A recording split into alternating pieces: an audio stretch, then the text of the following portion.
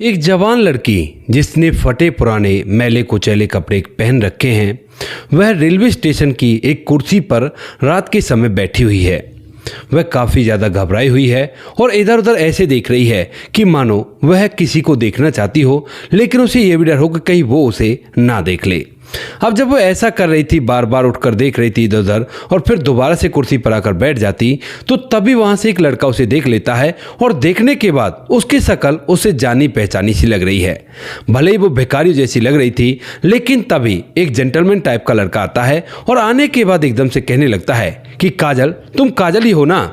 अब इस बात को सुनते ही वह लड़की उसकी तरफ देख तो लेती है, लेकिन एकदम से कहने लगती है कि नहीं, मैं काजल वगैरह नहीं हूँ और तुम जाओ यहाँ से, कौन हो तुम।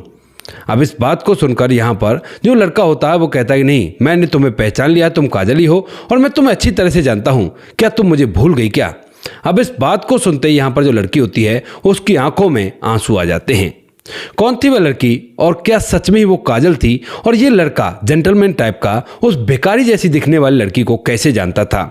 पूरी सच्चाई के बारे में जानने के लिए वीडियो को अंत तक जरूर देखें। नमस्कार दोस्तों, मेरा नाम है जीतू और आप लोग देख रहे हो ब्रेन डिमांड चैनल। वीडियो को ज़्यादा से ज़्यादा शेयर करें और चैनल को सब्सक्राइब करना ना भूलें ताकि मेरा हौसला बढ़ता रहे। भोपाल में एक लड़का रहा करता है जिस लड़के का नाम होता है मनीष। मनीष जो कि जवान है, हैंडसम है और एक कंपनी में काम भी किया करता है। अब तभी उनके रिलेशन में उज्जैन में एक शादी होती है और उस शादी के लिए उसके घर वाले उसे भेज देते हैं। बात है 2017 की, और 2017 में जब मनीष जो कि जवान है, खूबसूरत है, वह उस शादी में जाता है, तो वहां पर जाने के बाद वहां पर ढेर सारे लड़कियां आए थे और उन्हीं में से एक लड़की होती है जिस लड़की का नाम होता है काजल। वह काजल को देखता है और देखते ही उसे मन ही मन पसंद करने लगता है, क्योंकि अक्सर शादियों में ऐसा हुआ करता है, लड़के लड़की एक दूसरे को देखा करते हैं और कई बार तो ऐसे रिश्ते बहुत आगे तक बढ़ जाया करते हैं। अब इसके बाद यहाँ पर वह काजल को पसंद करने लगता है और पूरी शादी में उसी की तरफ देखता रहता है। धीरे धीरे जब शादी कंप्लीट होती है और यहाँ से ये सभी लोग इधर उधर जाने लगते हैं, तो उसी समय यहाँ पर जो लड़का मनीष होता है वह एक पर्ची पर अपना नंबर लिखता है और उसे काजल को दे देता है। कहता है कि देखो, इसमें मेरा नंबर है, अगर तुम्हारा मन करे तो मुझे मिस कॉल मार देना और उसके बाद मैं खुद से फ़ोन करके तुमसे बात करूँगा। ऐसा कहकर वह मुस्कुराता है। बदले में जो लड़की काजल होती है वह भी काफ़ी देर से उसकी तरफ देख रही थी और शायद मन ही मन वह भी उसे पसंद करने लगी थी। वह भी मुस्कुराती है और इसके बाद दोनों के नंबर एक दूसरे को एक्सचेंज हो जाते हैं। जब जो काजल है वह वहां से लौटने के बाद ही मनीष के नंबर पर मिस कॉल मार देती है। अब जैसे मिस कॉल मारी गई थी तो यहाँ पर जो मनीष होता है वह समझ जाता है कि ये काजल का ही नंबर है और उसके बाद एकदम से काजल के फ़ोन पर फ़ोन करने लगता है। फ़ोन करके पहली बार तो काजल बोलती नहीं है क्योंकि उसे शर्म आ रही थी, लेकिन उसके बाद जो मनीष है वह जब पहचान लेता है, कहता है कि तुम काजल ही हो ना, तो उसके बाद जो काजल है वो एक साथ से कहने लगती है कि तुम्हें कैसे पता कि मैं काजल ही हूँ। तो यहाँ पर जो मनीष है वो कहने लगता है कि मैं तुमसे प्यार जो किया करता हूँ, इसी वजह से मुझे पता चल गया है। अब इस बात को सुनकर जो काजल है वो एकदम से गुस्से भरे लहजे में कहने लगती है कि ये तुम कह क्या रहे हो। तभी इस बात को सुनकर यहाँ पर जो मनीष है वो एकदम से बात को बदलता है और कहता है कि अरे नहीं, ऐसी कोई बात नहीं है, वो दरअसल मैं तो वैसे ही मजाक कर रहा था, क्योंकि वह डर चुका था कि कहीं ये बुरा ना मान जाए और इससे बातचीत भी बंद हो जाए। उसके बाद लगातार 6 महीने तक इन दोनों में एक दूसरे से कैजुअली बातें होती हैं, लेकिन मन ही मन दोनों एक दूसरे को पसंद किया करते थे। और जब इन बातों को लगभग 6 महीने बीत जाते हैं तो उसके बाद एक दिन जो मनीष होता है वह उससे नहीं रहा जाता और वह अपने प्यार का इजहार काजल से कर देता है। जब काजल ये सुनती है कि मनीष उससे प्यार किया करता है तो उसके बाद काजल भी उससे अपने प्यार का इजहार कर देती है और दोनों ने एक दूसरे से अपने प्यार का इजहार कर दिया था। मनीष जो होता है वो कहने लगता है कि उस टाइम पर भी तो मैं हिंट दे रहा था जब हमारी तुम्हारी पहली बात हुई थी, लेकिन उस टाइम पर तुमने गुस्सा क्यों दिखाया था। तो यहाँ पर जो काजल होती है वो कहने लगती है कि मैं तो देखना चाहती थी कि तुम किस तरह का मुझसे प्यार किया करते हो। तो यहाँ पर जो मनीष होता है वह मुस्कुराने लगता है और उसके बाद अब इन दोनों में एक दूसरे से गहरा वाला प्यार हो जाता है और ये दोनों एक दूसरे से मिलने जुलने लगते हैं। भले ही भोपाल और उज्जैन काफी एक दूसरे से दूर पड़ा करते हैं, लेकिन जब भी कभी काजल कहा करती मिलने के लिए तो यहाँ पर जो मनीष होता है वह अपने यहाँ से ट्रेन में बैठा करता और ट्रेन में बैठने के बाद उज्जैन आ जाया करता। काजल अपने घर वालों से कोई न कोई बहाना लगाकर घर से बाहर निकला करती और एक दूसरे के साथ कभी पार्क में मिलते हैं तो कभी रेस्टोरेंट में मिलते हैं तो कभी किसी होटल के अंदर खाना खाते हुए एक दूसरे से बात करते हैं। इस तरह का प्यार उन दोनों के बीच में चल रहा था, लेकिन तभी तभी एक दिन अचानक से जो काजल होती है उसका फ़ोन मिलना जुलना बंद हो जाता है 2018 के समय में। यानी कि 2018 जब स्टार्ट हुआ था तो उसी समय काजल का फ़ोन मिलना जुलना बंद हो जाता है। अब मनीष, जो कि इससे काफ़ी दूर रहा करता है, वह काफ़ी ज़्यादा परेशान होता है और जब लगातार 2-3 दिन तक उसके फ़ोन पर घंटी तो जाती है लेकिन उस फ़ोन को कोई उठाता नहीं है, तो वह काफ़ी ज़्यादा घबरा जाता है और उसके बाद जो मनीष होता है वहाँ से सीधा भोपाल आ जाता है। अब चूंकि इतने दिन से वो एक दूसरे से प्यार किया करते थे तो उसे उसके घर के बारे में भी पता था और सब कुछ मालूम था कि क्या क्या है इसके घर में, कहाँ इसका घर है और कैसे कैसे लोग रहा करते हैं। तो इसी वजह से वह उसके घर पर जाता है और वहाँ पर घर के बाहर से ही उसे देखने लगता है, लेकिन काजल का उसे कोई भी अता पता नहीं होता। अब जो मनीष है वो काजल के लिए काफ़ी ज़्यादा चिंतित होता है और जब इन बातों को लगभग धीरे धीरे 3 से 4 महीने हो जाते हैं तो 3-4 महीने बाद जब वह उसी रिलेशन के थ्रू पता करता है कि काजल कहाँ है, उसका कोई फ़ोन वगैरह नहीं लग रहा, तो उसे पता चलता है कि काजल की तो उसके पिता ने शादी करवा दी है और शादी होने के बाद वह इंदौर के अंदर रहा करती है। इस बात को सुनकर यहाँ पर जो मनीष है उसके अरमान एकदम से टूट जाते हैं और वह सोचने लगता है कि शायद इसी वजह से काजल मेरा फ़ोन नहीं उठा रही है, क्योंकि उसने कहीं और शादी कर ली है और वह अब अपनी ज़िंदगी में पूरी तरह से खुश है। इस बात को सोचकर मनीष का पूरी तरह से दिल टूट जाता है और उसके बाद से जो मनीष है वो लगातार अपने दिमाग में इन बातों को सोचता रहता है और जब भी उसके घर वाले उससे शादी के लिए कहा करते हैं तो वह साफ इनकार कर देता है। कहता है कि नहीं माँ बाबूजी, मैं शादी नहीं करूंगा, मैं अपनी ज़िंदगी को ऐसे ही व्यतीत करूंगा। इधर यहाँ पर उसके माता पिता उसे बार बार कहते हैं लेकिन वो मानता नहीं है और ड्यूटी करके ऐसे अपने जीवन को जिया करता है। माता पिता पूछते हैं कि बेटा क्या हुआ, क्या परेशानी है, तो यहाँ पर वह कुछ भी नहीं बताता। कहता है कि नहीं, बस शादी ही नहीं करनी और मैं शादी बिल्कुल भी नहीं करूँगा। कई बार रिश्ते आते हैं, वो लोग जब उसे देखने के लिए आते हैं वो उनके मुंह पर ही नड़ जाता है, मना कर देता है। कहता है कि देखिए आप खामखा अपनी बेटी की ज़िंदगी बर्बाद कर रहे हैं, मेरा शादी में कोई इंटरेस्ट ही नहीं है, तो मैं शादी करके क्या करूँगा। इस बात को सुनने के बाद भला कौन बेटी वाला अपनी बेटी को किसी को दे सकता है, तो वो लोग भी वहाँ से चले जाते हैं और धीरे धीरे इन बातों को जब 2 साल बीत जाते हैं, यानी कि 2018 की वो बात है जब काजल से इसकी बातचीत बंद हुई थी और उसके बाद जब 2020 आ जाता है तो 2020 में ये अपनी कंपनी के किसी काम से नागदा रेलवे स्टेशन पर पहुंचता है। रात के समय में तकरीबन 8 बजे हुए थे और तभी अचानक से इसको काजल दिखाई देती है जिसके फटे पुराने मैले कुचैले कपड़े हैं और जब इन कपड़ों को वो देखता है तो देखने के बाद बड़ा ही हैरान हो जाता है और सोचने लगता है कि ये काजल नहीं हो सकती, क्योंकि देखने से वो एकदम से बेकारन लग रही थी। लेकिन उसके बाद भी जब वह उठकर इधर उधर देखती है तो उसके देखने के तरीके को देखकर वह समझ जाता है कि और कोई नहीं काजल ही है, क्योंकि इसी तरह से वह छुप छुप कर मुझे देख रही थी उस टाइम पर जब वो शादी में आए थे। तो यहाँ पर वह उसे पक्का पहचान जाता है और उसके बाद एकदम से उसके पास बैठकर कहने लगता है कि ये बताओ तुम काजल ही हो ना। अब काजल इस बात को सुनकर एकदम से मना करने लगती है, कहती है कि नहीं,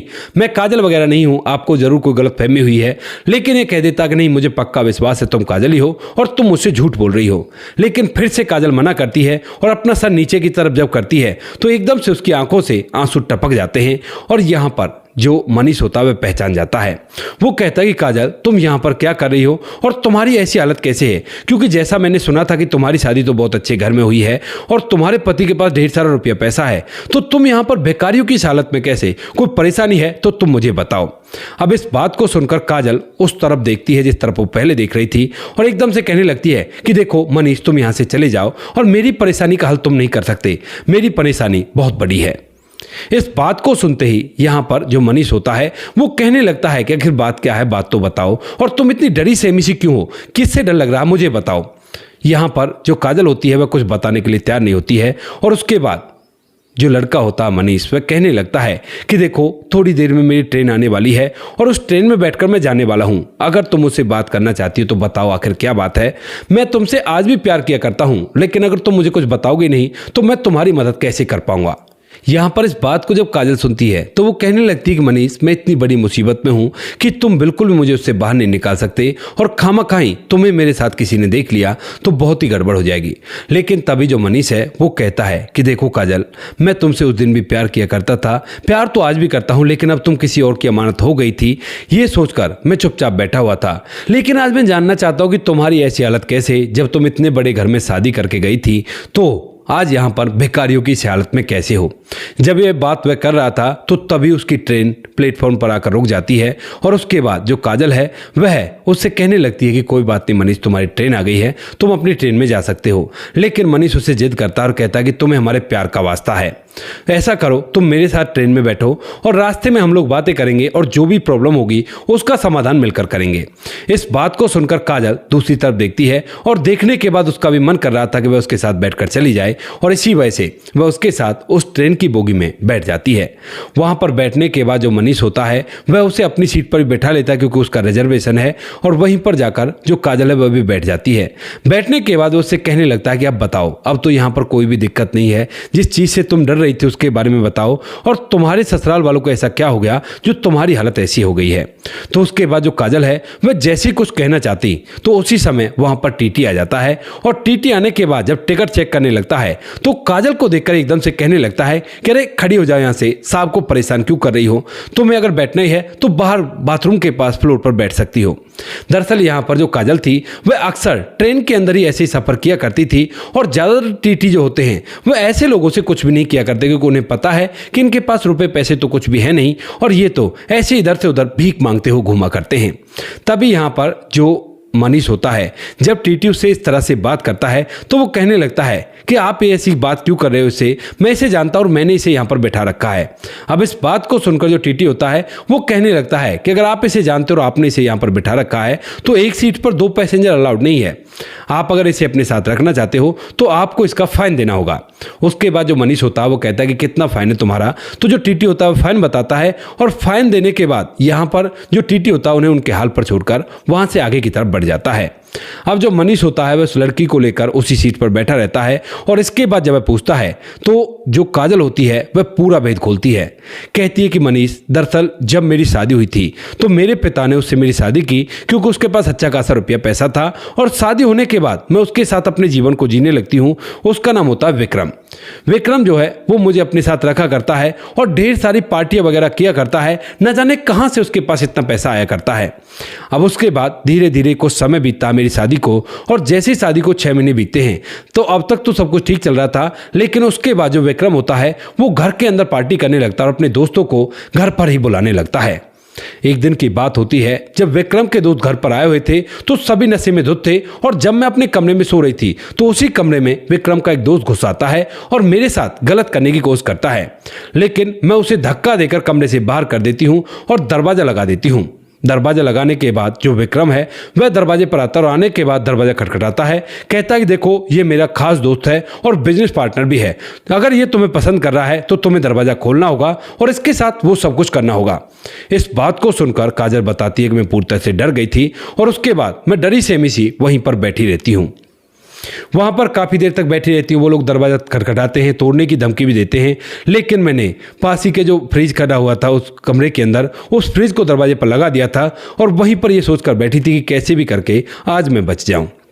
ऐसा सोचकर मैं वहाँ पर बैठी रहती हूँ और धीरे धीरे ये रात बड़े ही भयभीत तरीके में गुजरती है। ये रात तो गुजर जाती है, लेकिन अगले दिन जब मैं विक्रम से ये कहती हूँ कि विक्रम ये सब क्या था, तो वह कहने लगता है कि क्या था, कुछ भी तो नहीं था, हम लोगों ने पार्टी की, हमने तुमसे कुछ कहाँ कहा है। अब इस बात को देखकर यहाँ पर काजल पहले तो समझती है कि शायद ये नशे की वजह से हो गया होगा और विक्रम को इस बारे में नहीं पता, तो इसको बता देती हूँ। कहती हूँ कि देखो तुम अपने दोस्तों को पार्टी करने के लिए घर मत लाया करो, तुम्हारा दोस्त ऐसे ऐसे कर रहा था। अब इस बात को सुनकर यहाँ पर जो विक्रम होता है वो कहने लगता है कि अरे तुम इतने बड़े घर की बहू हो और यहाँ पर ये सब चीज कॉमन हुआ करती है, कोई बात नहीं, अगर उसे तुम पसंद आ रही थी तो थोड़ा सा समय उसके साथ भी बिता लेती। इस बात को सुनकर यहाँ पर जो काजल होती है वो एकदम से हैरान हो जाती है और चुपचाप अपने कमरे के अंदर चली जाती है। इसके बाद वह अपने माता पिता के पास फोन मिलाती है और उन्हें इस सारी बातों के बारे में बताती है, लेकिन जो माता पिता होते हैं वो कहते हैं कि बेटी घर के अंदर ऐसी छोटी मोटी नोकझोंक हो जाया करती हैं और इन छोटी मोटी नोकझोंक के अंदर तुम ऐसा कर रही हो क्योंकि काजल ने वो बात नहीं बताई थी कि उसका पति भी ऐसे कह रहा था। यहाँ पर वह कहती है कि उसकी माँ कि बेटा ऐसा करो, अपने जो तुम्हारे पति हैं उनसे ये बात कह दो। तो यहाँ पर जो काजल होती है वो कहती है कि पिताजी देखो आपने ज़बरदस्ती से मेरी शादी कराई है और उसके बाद मैं इसके साथ रह रही हूँ, वही काफ़ी है ना। इस बात को सुनकर यहाँ पर जो उसका जो फिलहाल लड़का होता है जिसका नाम मनीष होता है, वो पूछने लगता है कि जबरदस्ती शादी, क्या तुम्हारी जबरदस्ती शादी हुई थी? तो यहाँ पर जो काजल होती है वो कहती है कि हाँ, सच में ही हमारी जबरदस्ती शादी हुई थी, क्योंकि तुम्हें याद होगा कि जब तुम मुझसे लास्ट टाइम मिलने के लिए आए थे तो उसी टाइम पर मेरे पिता ने हमें एक दूसरे के साथ मिलते जुलते देख लिया था, और उसी वजह से जब मैं घर जाती हूँ तो उसके बाद वो आनंद फानंद में मेरे लिए इस लड़के विक्रम को देखते और उससे मेरी शादी करा देते हैं। लेकिन शादी के बाद ये सब कुछ जो हुआ था इसकी मैंने कल्पना भी नहीं की थी कि माता पिता भी मेरा साथ नहीं देंगे। उसके बाद मैं अपने पति विक्रम के बारे में जब थोड़ी बहुत जांच पड़ताल करती हूँ तो मुझे पता चलता है कि इसी वजह से इसके पहले कई तलाक हो चुके हैं और लड़कियां इसे ऐसी छूट जाया करती हैं क्योंकि अपने दोस्तों को साथ मिलकर उसके साथ बहुत ही गलत किया करता है। और इसी वजह से मैं उसी रात घर को छोड़कर वहां से भाग आती हूँ और भागने के बाद आज तक भी भागती भागती फिर रही हूँ। ट्रेनों में इसी तरह से घूमा करती हूँ और वहां पर लोग भिखारी समझकर मुझे कुछ खाने के लिए दे दिया करते हैं, और पिछले 1.5 साल से लगातार मैं ऐसे ही घूम रही हूँ। इस बात को कहते हुए लड़की फूट फूट कर रोने लगती है तो जो मनीष होता है उसे सहारा देता है, कहता है कि चिंता मत करो, अब तक तुम्हारे साथ जो कुछ भी हुआ सो हुआ, लेकिन अब मैं तुम्हें परेशान नहीं रहने दूंगा। अगर ऐसी बात थी तो तुम एक बार मुझ पर भी फोन करके देख सकती थी। तो यहाँ पर जो काजल होती है वो कहने लगती है कि तुम ही तो मेरी आखिरी उम्मीद थी, मैं उस उम्मीद को भी तोड़ना नहीं चाहती थी, क्योंकि अगर तुम्हें ये सारी बातें पता चलती और कहीं तुम ये कह देते कि जब तुमने मुझे तो शादी नहीं की मुझसे तो अब मुझसे क्या लेना देना है, तो उसके बाद मैं क्या करती। इस बात को सुनते ही यहाँ पर जो मनीष होता है वो उसे गले से लगाता है और कहता है कि काजल, मेरा प्यार इतना झूठा नहीं था जितना समझ रही थी, मैं तो तुमसे सच्चा प्यार किया करता था और तुम चिंता मत करो, आज भी मैं तुम्हारा साथ दूंगा। उसके बाद वह उसे लेकर एक होटल में कमरा लेता है और वहीं पर दोनों एक साथ रुकते हैं, और वहां पर जो मनीष होता है उसने उसके लिए कपड़े भी खरीदे थे, उन कपड़ों को पहनाता है और 2 दिन तक वो ये डिसाइड करते हैं कि उन्हें आगे क्या करना चाहिए। मनीष जो है वो पूछता है काजल से कि दोबारा तुम्हें तुम्हारे घर वालों के पास जाना है या कहां पर जाना है। तो यहां पर जो काजल होती है वो कहती है देखो, ना तो मुझे घर वालों के पास जाना है ना ही पति के पास जाना है, मुझे तो बस अपनी जिंदगी को आराम से व्यतीत करना है और मैं वहां पर बिल्कुल भी नहीं जाना चाहती। इस बात को सुनकर जो मनीष है वो कहता है कि ठीक है, तो ऐसा करो, मेरे घर चलो और वहां पर हम दोनों एक दूसरे से शादी कर लेंगे और अपने प्यार को अमर करेंगे। इस बात को सुनकर जो काजल है वो कहने लगती है कि नहीं मनीष, मैं अब तुम्हारे लायक नहीं बची। लेकिन मनीष कहता है कि मैं अब भी तुमसे प्यार किया करता हूं और मैं तुम्हें चाहता हूं, तो कोई बात नहीं है। इसके बाद जो काजल होती है वह भी थोड़ी देर में इस बात को मान जाती है और उसके साथ उसके घर चली जाती है। वहां पर जाने के बाद जो मनीष होता है वह अपने मम्मी पापा को ये पूरी बात बताता है, और जब माँ बाप को पता चलता है कि ये इससे प्यार किया करता था, इसी वजह से शादी नहीं कर रहा था, तो वह भी शादी के लिए तैयार हो जाते हैं। लेकिन पहले वो उससे उसका तलाक करवाना चाहते हैं और जो कुछ भी उसके साथ हुआ था उसके बारे में सभी को पता भी चलना चाहिए। तो वो लोग केस डालते और केस डालने के बाद ये बात जब उस लड़के विक्रम को पता चलती है तो विक्रम भी एकदम से हैरान हो जाता है और वह लड़की के माता पिता के पास पहुंचता है काजल के और उन लोगों से कहता है कि देखो आपकी बेटी ऐसा ऐसा कर रही है। अब केस के अंदर तो एड्रेस लिखा हुआ था और जब वह तारीख वगैरह पर आती है तो उसके बाद माता पिता भी आते हैं और माता पिता कहने लगते हैं बेटी घर में कलेश हर घर में हो जाया करते हैं, लेकिन इसका मतलब ये नहीं कि तुम उसे तलाक दे दो, एक साथ रहो, अपने जीवन को एक साथ व्यतीत करो। लेकिन काजल मना कर देती है, कहती है कि माँ बिल्कुल भी नहीं रहूंगी और आप लोगों से भी मेरा कोई ताल्लुकात नहीं है, आप लोग भी मुझे भूल जाओ, मैं भी आपका शकल जिंदगी भर नहीं देखना चाहती। ऐसा कहकर वह उन्हें छोड़ती है। कुछ ही दिनों में उन दोनों का तलाक हो जाता है और तलाक के एवज में उसे मोटी रकम भी मिलती है, जिस रकम को वह अपने अकाउंट में जमा करवाती है और विक्रम से तल्ला छोड़कर अपने प्रेमी मनीष से शादी कर लेती है और उसी के साथ अपने जीवन को व्यतीत कर रही है। 2018 में उसकी पहली शादी हुई थी, 2021 में मनीष से उसकी दूसरी शादी होती है और आज 2026 में वो लोग खुशियों के साथ अपना जीवन व्यतीत कर रहे हैं। जो उस लड़का था जिसका नाम विक्रम होता है वह उससे काफ़ी ज़्यादा दूर हो चुका है और अब उसे कैसी भी कोई दिक्कत नहीं है। तो दोस्तों ये थी आज की कहानी, आपको जैसी भी लगी कमेंट सेक्शन में बता देना। वीडियो अच्छी लगी तो वीडियो को लाइक और चैनल को सब्सक्राइब जरूर करें ताकि हमें थोड़ा हौसला मिल सके आप लोगों के लिए ऐसे अच्छे वीडियो बनाने के लिए। इन कहानियों को सुनाने का उद्देश्य किसी को परेशान करना बिल्कुल भी नहीं है। ये कहानी आपको इसलिए सुनाई जाती है ताकि आप लोग इन कहानियों में से क्वेश्चन को सीख सको और अपने जीवन में उस चीज़ को अप्लाई कर सको। मिलते हैं किसी नेक्स्ट वीडियो नए टॉपिक के साथ, तब तक के लिए जय हिंद, जय भारत, जय हिंदुस्तान।